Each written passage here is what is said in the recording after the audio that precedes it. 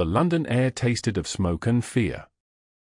Charles Everett crouched behind a crumbled stone wall, his Leica camera clutched against his chest as German shells pounded the French countryside around him. Another correspondent lay dead 20 yards away, 1 minute sharing a cigarette, the next sprawled in the mud, his press badge still visible on his torn jacket. Charlie lowered his camera, knowing he'd captured images that would horrify and galvanize readers back home, if he lived to send them. 6 months as a war correspondent for the Chicago Tribune, and the numbness was already settling in. It was the only way to survive. To observe, record, but never engage. Never become the story. The moment you feel something is the moment you stop seeing clearly, his editor had warned. Charlie lived by those words. He'd seen colleagues crack under the strain, becoming casualties of a different sort. Their dispatches growing erratic, emotional, useless. Charlie prided himself on his objectivity. His ability to chronicle humanity's darkest hour without being consumed by it. The shelling stopped abruptly. In the eerie silence that followed, Charlie heard a sound that didn't belong, the soft whimpering of a child. He peered over the wall, catching sight of a small farmhouse partially collapsed from a direct hit. Training his telephoto lens on the structure, Charlie saw movement in the rubble. A flash of pale blue, a dress. A woman was digging frantically through the debris, blood trickling down her forehead, calling out in desperate French. Charlie lowered his camera and cursed under his breath. Get the story, don't become the story. That was the rule. But his feet were already moving, carrying him across the field before his brain could object. The woman looked up as he approached, her eyes wild with fear and determination. She was perhaps 30, with dark hair escaping from a once neat bun. Her hands were raw and bleeding from digging. Mon fils, she cried, gesturing at the rubble. My boy. Please. Charlie dropped his camera bag and began lifting stones. I'm American, he said. Press. I'll help. They worked in desperate silence until Charlie uncovered a small arm. The woman sobbed with relief as they freed the boy, miraculously still breathing, about 5 years old. Ambulance? Charlie asked. She shook her head. Germans on the road. We must hide. Charlie helped carry the boy to a root cellar hidden behind the house. Inside, he found 5 other civilians huddled in the dark, an elderly couple, a teenage boy, and 2 young women who flinched when he entered. American, the woman explained. Reporter. The elderly man whispered, You should leave, monsieur. The Germans will return soon. Charlie knew he should. This wasn't his fight, it was just his assignment. Stay objective. Document. Don't interfere. But when the woman looked at him again, something cracked inside him. I'm Natalie Beaumont, she said. And you have saved my son's life. 3 weeks later, Charlie was still in the small French village.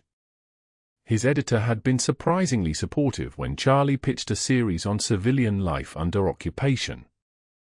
It's the untold story of this war, Charlie had wired. Not just the front lines.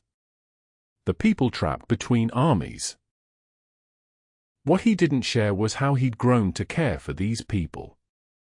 Especially Natalie, the local schoolteacher now running an impromptu hospital from her damaged home.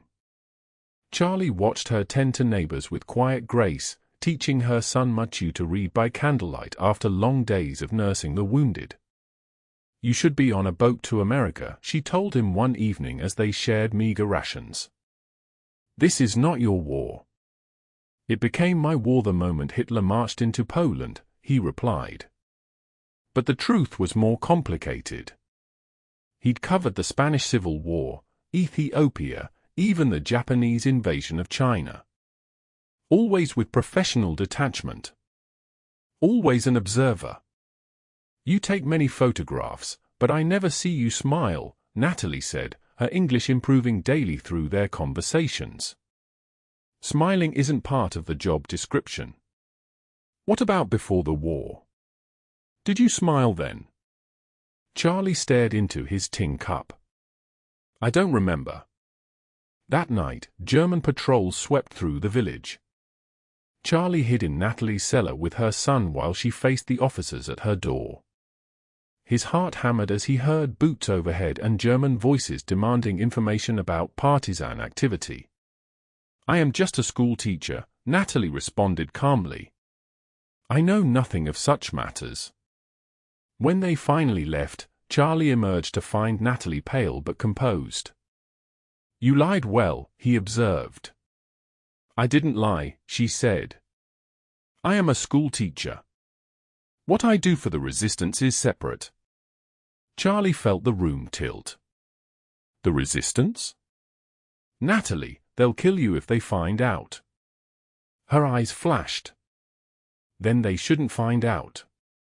Why do you look so shocked?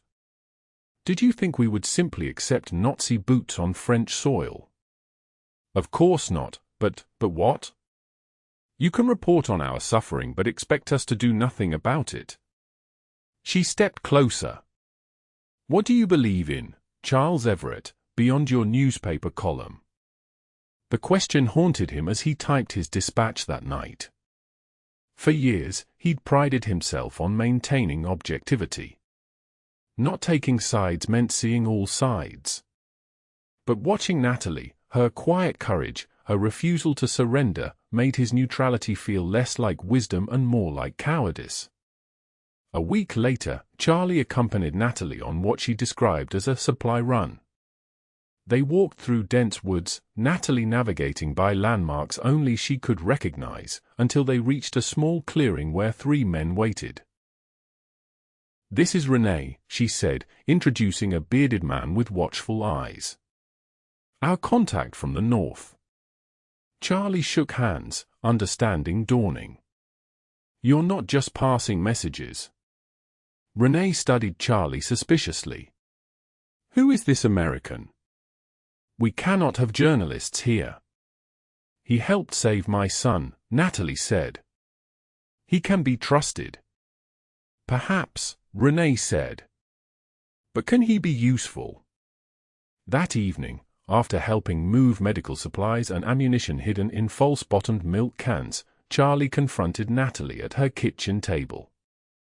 This is more than resistance. You're organizing an entire network. She nodded. Since my husband was taken to a labor camp last year. We haven't heard from him since. Charlie felt a stab of something he refused to identify as jealousy. I didn't know you were married. I'm married, she corrected softly. Until I know otherwise. Charlie nodded, suddenly ashamed of his feelings. I'm sorry. I shouldn't be involved in this. My job is to report, not participate. A convenient distinction, she said, her voice hardening. To observe suffering without obligation to help end it. It's not that simple. It is exactly that simple. She leaned forward. Every day you choose. To act or not act. To help or merely watch. What story are you really telling, Charles? The question lingered between them, unanswered. The next morning, Charlie was photographing children playing in the rubble when German motorcycles roared into the village square. He instinctively raised his camera as soldiers dragged 3 men from their homes, local farmers Charlie recognized from resistance meetings. A German officer noticed Charlie and approached. Press? American. Charlie nodded, heart pounding as the officer examined his credentials. You will witness German justice, yes? These men are terrorists. The officer gestured to the farmers now lined against a wall. Write this in your American papers. Collaboration with enemies of the WWII brings consequences. Charlie stood frozen as the firing squad assembled. His hands shook so badly he couldn't operate his camera. "Photograph," the officer ordered. "This is why you are here, no." Through his viewfinder, Charlie saw Natalie emerge from a side street, her face ashen as she recognized the condemned men. Their eyes met over the Germans' heads, and in that moment, something fundamental shifted in Charlie's understanding of himself. He lowered his camera. "I'm sorry, I'm having technical problems." Perhaps later, the officer's face hardened. "You sympathize with terrorists. Perhaps we should examine your papers more carefully." Charlie felt cold sweat trickle down his spine. "I'm a neutral observer. American." "America has not yet chosen sides," the officer agreed. "But individuals? They make choices every day." That night, after the executions that Charlie refused to photograph, he found Natalie crying silently behind her house. "I knew those men since childhood," she whispered. Jean had 3 daughters. Charlie stood helplessly. "I couldn't stop it." "No." She looked up, eyes red. "But you refused to make their deaths into your story. That officer wanted propaganda, and you denied him." "It was nothing. It was everything." She touched his arm. "The first time you chose a side." Charlie pulled away. "I can't choose sides. The moment I do, I can't do my job." "What job?" "Documenting our destruction for readers who finish your articles then go about their comfortable lives." Her voice rose. "The world doesn't need more observers, Charles. It needs people willing to act." Something broke inside him. "And if I act, if I truly help you, I become the story. I lose everything I've worked for." "Or perhaps," she said more gently, "you find something worth more." 2 days later, German headquarters requested Charlie's presence. The same officer from the execution smiled thinly across his desk. "Herr Everett, we are interested in your movements these past weeks." Charlie maintained a neutral expression. "Just gathering stories about village life." "Curious, then, that you have been seen with known subversives." The officer slid a photograph across the desk, Charlie and Natalie walking together. "She's my translator," Charlie said evenly. "Hard to interview locals otherwise." "Indeed." The officer studied him. "We have received intelligence about resistance activities. Supply movements, specifically. Tomorrow night." Charlie's stomach dropped. Someone had talked. "Your press credentials give you freedom to move after curfew," the officer continued. "You will accompany our patrol. Your presence will ensure cooperation, as these terrorists seem to trust you." Charlie understood the implication. They were using him as bait, or worse, they suspected his involvement. "I'm not sure how I can help, it is not a request." The officer smiled. "Unless you prefer we investigate your activities more formally? Perhaps your translator would be more forthcoming under questioning." That night, Charlie slipped away to warn Natalie, finding her at the old church where resistance members gathered. "You've been compromised," he told her urgently. "Call off tomorrow's mission." Her face paled. "We can't. The delivery is vital, medical supplies for the wounded fighters in the forest. The Germans know. They're using me to find you." Around them, resistance members murmured darkly. Renee stepped forward. "Perhaps you led them to us deliberately." "I would never, he has helped us before," Natalie interjected. "But his loyalties are divided," Renee countered. "His duty is to his newspaper, not France." Charlie looked around the room, at these ordinary people risking everything. Shopkeepers, farmers, a doctor, Natalie, all watching him with suspicion and fear. My duty, Charlie said slowly, is to the truth. And the truth is, I can't stand by anymore. He turned to Natalie. I'll lead the German patrol in the wrong direction. Give you time. They'll arrest you for interference, she whispered. Probably. My press credentials might help. At worst, I'll be deported.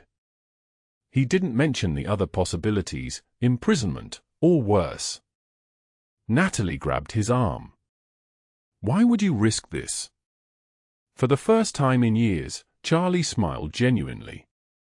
Because some stories matter more than others. The next evening, Charlie led the German patrol deep into the forest, away from the actual resistance meeting point. He spun a convincing tale of overheard conversations and suspected drop sites, playing the eager journalist seeking a bigger story. For 2 hours they searched empty clearings and abandoned farmhouses. The officer's impatience grew with each false lead. You waste our time, American. I'm telling you what I heard, Charlie insisted. Maybe my French isn't as good as I thought. As midnight approached, distant gunfire erupted from the opposite direction, not where the resistance should be, but another diversion René had arranged. There. Charlie pointed. That must be them. The patrol raced toward the sound, leaving Charlie behind with one young soldier as guard. When the sounds faded, the soldier nervously gestured for Charlie to start walking back to the village. They were crossing an open field when a figure emerged from the darkness. Natalie, with a pistol aimed at the German soldier. Don't move, she commanded in German. The soldier raised his rifle, but Charlie reacted instinctively, tackling him to the ground. They struggled briefly before Natalie struck the soldier with her pistol but knocking him unconscious. What are you doing here? Charlie demanded. You should be miles away by now. The mission succeeded, she said, breathless. But we couldn't leave you to face them alone. Charlie stared at the unconscious soldier. They'll know I helped you now. Then you must come with us. She held out her hand. The resistance has contacts. We can get you to England. Charlie hesitated only a moment before taking her hand. They ran through the darkness toward a waiting truck hidden in the trees. By dawn, they were 50 miles away, sheltered in a farmhouse connected to the resistance. Charlie sat by a window, watching the sun rise over peaceful fields that belied the war raging across Europe. Natalie found him there. Our contact arrives tomorrow. He will take us to the coast. Us? I must go too. The Germans will connect me to your disappearance. Charlie studied her face. What about Mathieu? My sister took him to relatives in Provence. He will be safer there until... She didn't finish the thought. Until the war ends, Charlie completed. And then? And then France will be free again. She sat beside him. What will you do in England? Charlie considered. Write the truth. Not just facts and figures, but the real story of occupation. Of courage. He looked at her. Of people like you. The correspondent becoming the story after all, she said softly. It seems I've lost my objectivity. He reached for her hand. Though I've gained something else. She intertwined her fingers with his. And when the war ends? Americans don't usually stay in Europe. This one might. Charlie hesitated. If there's a reason. Her eyes held questions they both knew couldn't be answered yet. My husband. I know, Charlie said. We live in uncertain times. Very uncertain, she agreed. But perhaps, when peace comes. She didn't finish, but she didn't need to. Between them hung a future neither could clearly envision but both suddenly wanted desperately.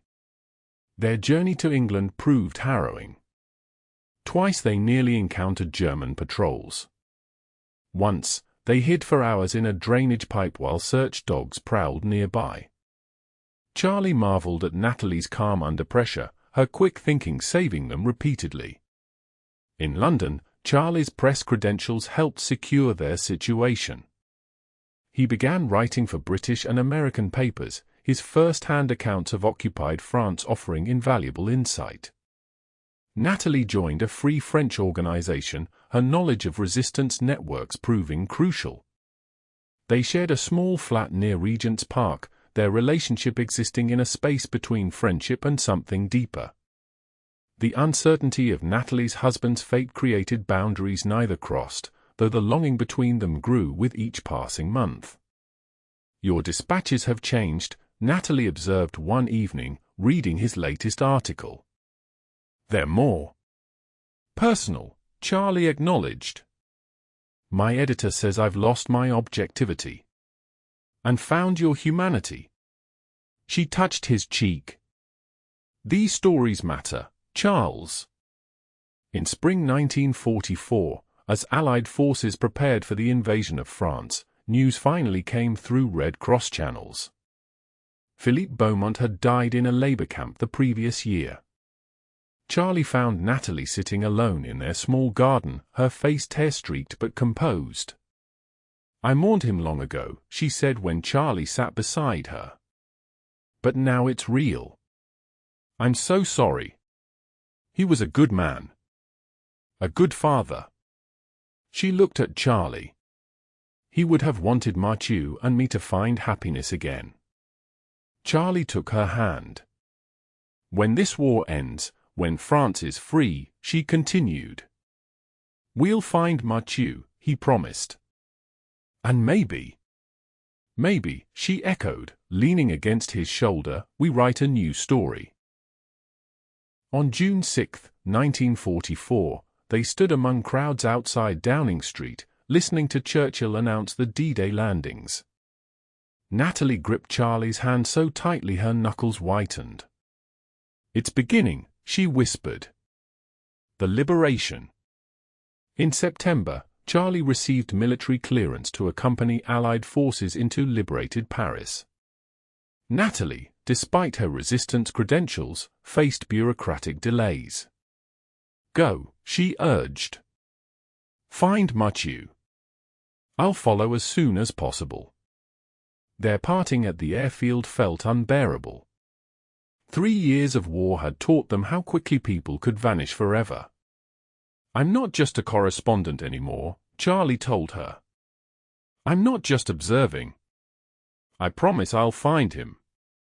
She pressed something into his hand, a small photograph of herself with Mathieu. "So he remembers me," she said. Charlie touched her cheek. "He could never forget you." He hesitated, then added, "Neither could I." For the first time, he kissed her properly, not as a friend or companion, but as a man who had found his heart in the most unlikely place. "When I see you in Paris," he whispered against her lips, "I'll ask you a question." Her eyes brightened with tears. "And perhaps I'll have an answer." Finding Mathieu proved challenging in the chaos of post-liberation France. Charlie traveled through bombed villages and devastated countryside, following the trail to Provence. After weeks of searching, he located Natalie's sister, only to learn Mathieu had been moved again when fighting neared their village. Finally, in a small town near the Swiss border, Charlie found the boy, now 7, staying with an elderly teacher. The moment Mathieu saw the photograph of his mother, his solemn face transformed. "Maman is alive?" he asked in French.